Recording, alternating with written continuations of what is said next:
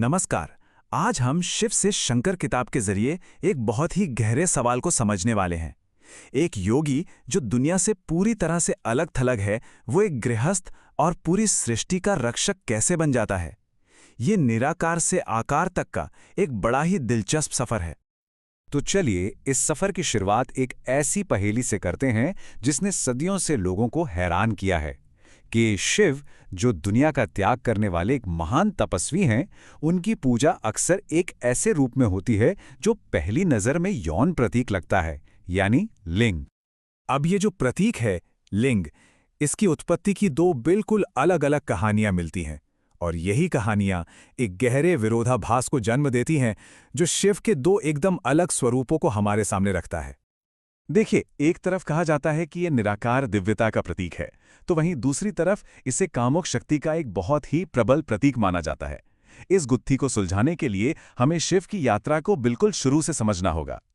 तो ये यात्रा शुरू होती है पूर्ण एकांत से। यहां हम शिव से मिलते हैं, एक ऐसे तपस्वी देवता के रूप में जिन्हें दुनिया में क्या हो रहा है इससे कोई फर्क नहीं पड़ता। उस शुरुआती वैदिक दुनिया की कल्पना कीजिए, जहां समाज रीति रिवाजों और लेन देन के एक चक्र पर चलता था। लेकिन शिव, वो इन सब से पूरी तरह से बाहर थे। वो इस सिस्टम का हिस्सा ही नहीं थे। और उनकी यही उदासीनता, यही अलगाव वैदिक समाज के संरक्षक प्रजापति दक्ष के साथ एक बड़े टकराव की वजह बना। दक्ष को लगता था कि शिव का ये दुनिया से मुंह मोड़ना समाज के लिए खतरनाक है।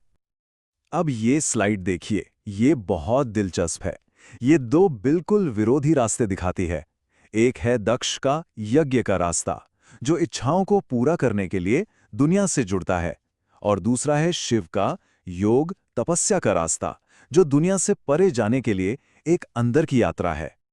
लेकिन ये जो पूर्ण एकांत था, ये हमेशा के लिए नहीं रह सकता था। देवी अपने पहले रूप सती के रूप में उन्हें पहली बार सांसारिक भावनाओं का अनुभव करने पर मजबूर कर देती हैं, और यहीं से सब कुछ बदलना शुरू होता है। सती की मृत्यु के बाद तो शिव जैसे अपने ही अंदर और भी गहरे उतर जाते हैं, और ये चीज देवी के लिए एक नए रूप में, एक नई रणनीति के साथ वापस आने का मंच तैयार करती है। देवताओं को एक योद्धा की जरूरत थी, और उसके लिए शिव का दुनिया से जुड़ना जरूरी था। लेकिन उन्हें रिझाने की पहली कोशिश का अंजाम बहुत बुरा हुआ।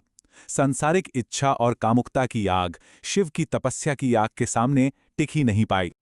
और यहीं पार्वती की शानदार रणनीति सामने आती है। वो शिव को अपनी दुनिया में खींचने की कोशिश नहीं करती, बल्कि वो खुद उनकी दुनिया में जाती हैं और अपनी तपस्या की शक्ति से उनकी तपस्या की शक्ति का सामना करती हैं। और जानते हैं क्या? उनका ये संकल्प काम कर गया। वो तपस्वी जो अचल था, वो विवाह के लिए मान जाता है। यहीं से शिव का एक गृहस्थ, एक पति और एक पिता बनने का सफर शुरू होता है। उनके पहले बेटे स्कंद का जन्म भी कोई साधारण घटना नहीं थी। ये तो एक कॉस्मिक इवेंट था। शिव की असीम शक्ति को ब्रह्मांड के अलग अलग तत्वों से गुजारा गया, तब जाकर देवताओं को बचाने वाले महायोद्धा का जन्म हुआ। लेकिन उनके दूसरे बेटे की कहानी वो बिल्कुल अलग है। बहुत ही पर्सनल, बहुत इमोशनल। यहां शिव एक ब्रह्मांडीय शक्ति नहीं, बल्कि एक पति और पिता के रूप में दिखते हैं, जो अपनी पत्नी की रचना और उनके दुख पर सीधी प्रतिक्रिया देते हैं। ये एक बहुत बड़ा बदलाव था। तो सबसे जरूरी बात यही है, अपने परिवार के जरिए दुनिया को नकारने वाले शिव अब शंकर बन जाते हैं, एक ऐसे परोपकारी देवता जो दुनिया और उसमें रहने वालों से सीधे जुड़ते हैं। और शंकर के रूप में उनके काम इस बदलाव को साफ साफ दिखाते हैं।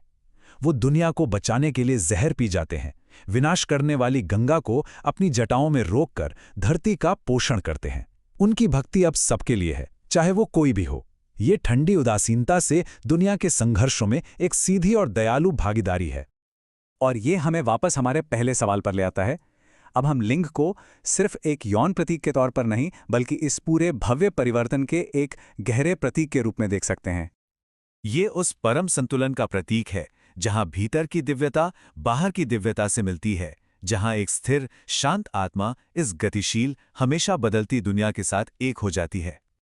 शिव का शंकर बनना, ये कहानी अलगाव से जुड़ाव की एक यात्रा है, और यह हमें एक सवाल के साथ छोड़ जाती है कि कोई अपनी जिंदगी में अपनी आंतरिक और बाहरी दुनिया के बीच वो संतुलन कैसे पा सकता है।